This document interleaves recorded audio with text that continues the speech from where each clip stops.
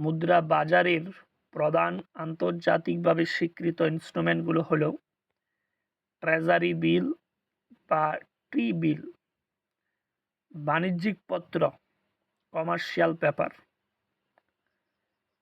জমা প্রশংসাপত্র certificate of deposit CD বলে, কল মানি বা অতি স্বল্পমেয়াদী ঋণ,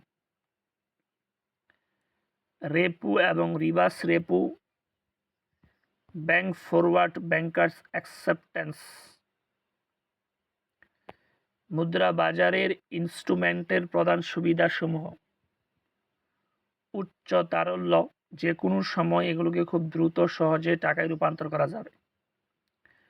কম ঝুঁকি, স্বল্পমেয়াদী হওয়ায় বেশিরভাগ ক্ষেত্রে সরকার বড় ব্যাংকগুলোর সম্পৃক্ততা থাকে, এতে মূলধন হারানোর ঝুঁকি সর্বনিম্ন থাকে।